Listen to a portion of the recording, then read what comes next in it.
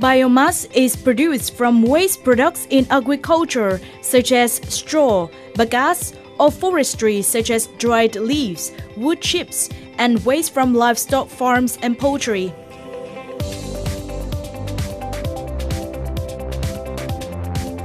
As a country with advantages in agriculture, forestry, Vietnam has great potential for the production of this energy source.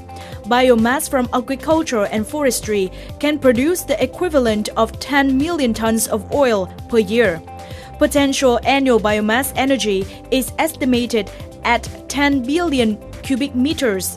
Since 2012, the German Development Cooperation Organization, GIZ, has supported Vietnam in the production of biomass energy.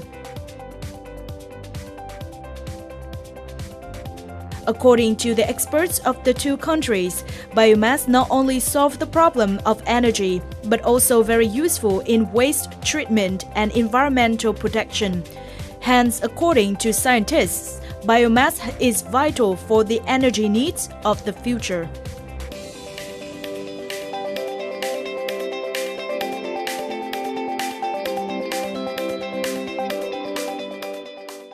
Hello and welcome to Sharing Vietnam. In the first part of the program, we got an overview of the potential and the development of biomass fuels in Vietnam. To get further insights, we'll have a conversation with Mrs. Sonia, head of the Renewable Energy and Energy Efficiency Project of the German Development Cooperation Agency, or GIZ. Hello Sonia, thank you very much for joining us today. Thank you to you for inviting me. And what is your assessment of the development of biotechnology in Vietnam and the cooperation between GIZ and Vietnam in this aspect? So GIZ, we represent the German government, and then we work with the government of Vietnam and especially the Ministry of Industry and Trade. So we work with them to try to make a policy that help investors to invest in biomass energy. And then we work also with investors to help them make projects that they can invest in. And we work with banks to make sure that the banks know the technology and are confident enough to give loans to companies. And what about the particular development of biomass fuels here? So biomass fuels in Vietnam, we are finalizing together with the Ministry of Industry and Trade a biomass national planning. And a consultancy company identified all biomass sources. Resource that needs to be used is bagasse, so the waste of the sugar production, because it's the cheapest way of producing electricity with bagasse today in Vietnam. The residues from rice are also very important, rice husk and rice straw. Then for rice husk and rice straw, some of it needs to be used for electricity production, but some is already used, for example, for mushroom growing or whatever else. So we need to be careful. We won't put all the rice husk and the rice straw into electricity production. But this, we don't advise it because there's a risk for food security. So we prefer just to use residues and waste. So as an agricultural country, what are the advantages of Vietnam in this sector?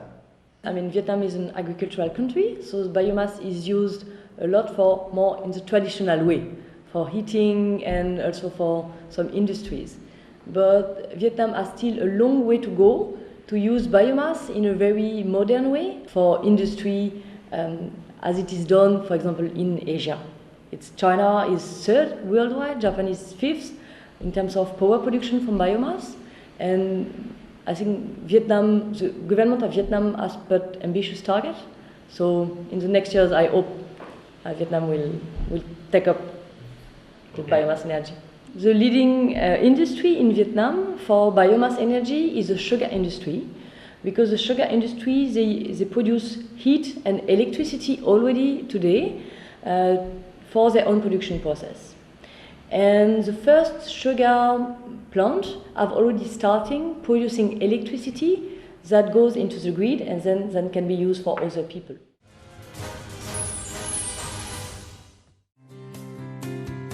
Currently, biomass is the fourth largest source of energy in the world, accounting for 14 to 15% of global energy consumption. In developing countries, biomass is often the biggest source of energy, contributing on average about 35% of the total energy supply.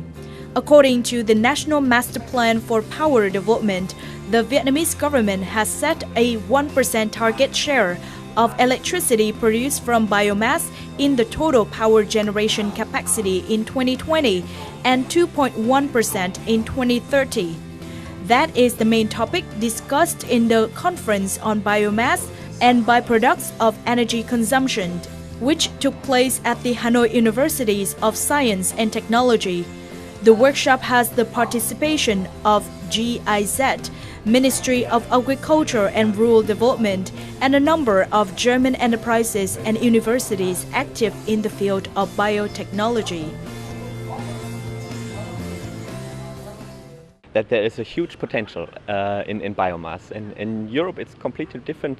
We have so little amounts of biomass left for producing renewable energy, and Vietnam is the opposite of it.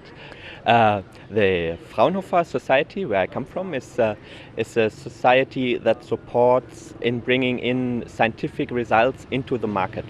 And by this we are trying to help German companies to connect to other companies or to other countries, like we do now, maybe in cooperation with GIZ, to implement scientific results into products. And for this, the Vietnamese scientific results from the Hanoi University are also very interesting for us.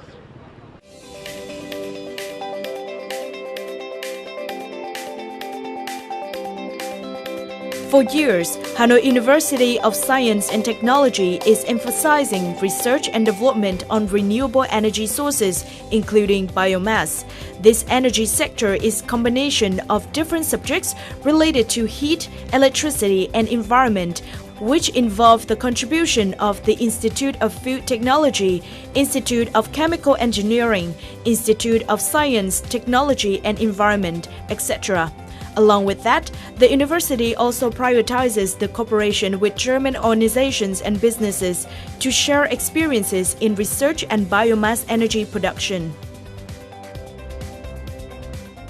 Chúng tôi đánh giá rất cao những cái hội thảo, ví dụ như cái hội thảo Việt Đức liên quan đến cái vấn đề sử dụng năng lượng sinh khối ngày hôm nay, ở một cái nghĩa rằng chúng tôi đã tạo ra một cái diễn đàn để cho các doanh nghiệp của Việt Nam, đại diện doanh nghiệp của Đức, chuyên gia của các cái viện đào tạo, nghiên cứu và các trường đại học của Đức và Việt Nam cùng trao đổi, chia sẻ những kinh nghiệm để có thể xây dựng phát triển cái lĩnh vực năng lượng sinh khối của Việt Nam, công nghệ năng lượng sinh khối của Việt Nam có thể tốt hơn trong thời gian tới. Chúng ta đã có những khó khăn trong vấn đề về thiếu kinh nghiệm, thiếu thông tin về công nghệ, nhưng đồng thời chúng ta cũng có những cái khó khăn trong vấn đề tổ chức thực hiện, triển khai, vấn đề về giá cho các cái dự án về năng lượng tái tạo.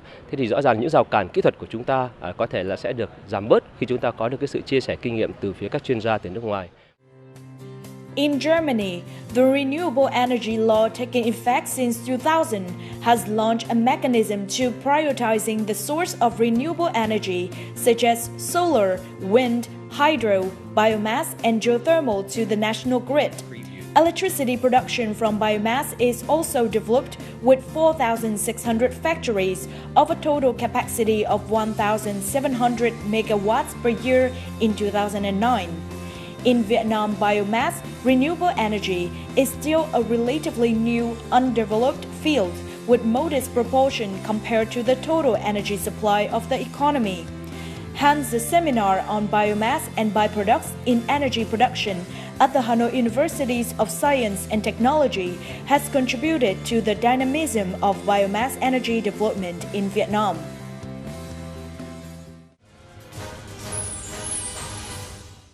There are a lot of factors contributing to the development of biotechnologies and biomass fuels in particular. So could you share with us the success of Germany? So I think the first aspect is the policy framework as well. It was a strong will of the government of Germany to develop the biomass energy because they wanted to shift to decarbonized electricity production. And then, so they encourage wind and solar, but also biomass energy. Also because biomass energy, there's a second benefit, is you help your agriculture and you help your farmers, which is also a second benefit. And also for biomass, the beauty of it is that you can decide when you produce electricity. So you can produce electricity when you need it, which also can balance other electricity sources. And then there was also a lot of research and development financed by the government of Germany, and strong business associations, so people would help each other. So yes, then at the end it worked very well. Well, Germany and Vietnam have quite a number of differences in economic and environmental context. So what do you think of some experiences from Germany that may be applicable in Vietnam? I think the first is the policy. I think Germany can share a lot in terms of policy development, but also in terms of how to adapt technologies to specific countries. Because yes, Vietnam and Germany do not have the same biomass, the same resources. We don't grow rice in Germany, definitely. But then it's also, for example, we made a visit in Germany to a research institute, and they explain how you can actually how you can do research to see how to prepare waste, agricultural waste, to be able to burn them in coal-fired power plant. So that would be very interesting for Vietnam, for example. It's typically this sort of question that we can also work together.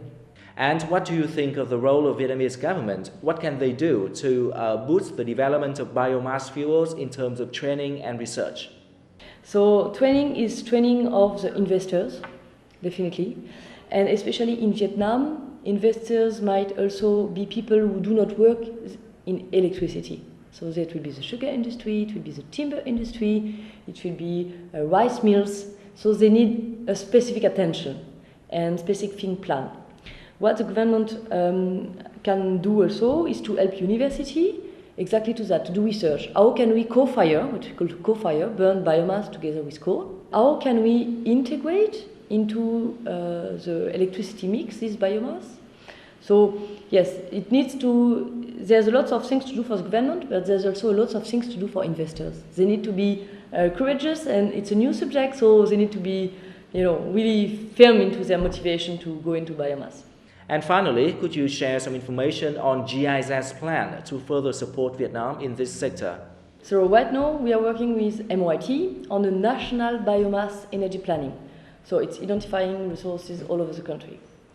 Then next year we will work with 2 provinces to make this provincial biomass planning for the provinces, to help them identify a project, to help them identify what to do, if they need to extend the grid, etc. Then we work more specifically with the sugar industry. So we work directly with Vietnamese consultancy companies, to help them do what we call pre-feasibility study. It's a study you do before an investment to see if it's worth it enough, if you have a business case. So we work with 5 sugar mills and 3 consultancy companies to train them on the job. So we have international experts working with national companies. And why do we do that? First, because it will help sugar mills to take a decision to invest. And then, for the consultancy company, if a sugar mill in the next province want to invest, they say, oh, there's a consultancy company, they know how to do a feasibility study. I can make a good decision because they will give me good information. Well, Sonia, thank you so much for joining us today and sharing valuable insights. And I wish you and GIZ further success in cooperation in Vietnam.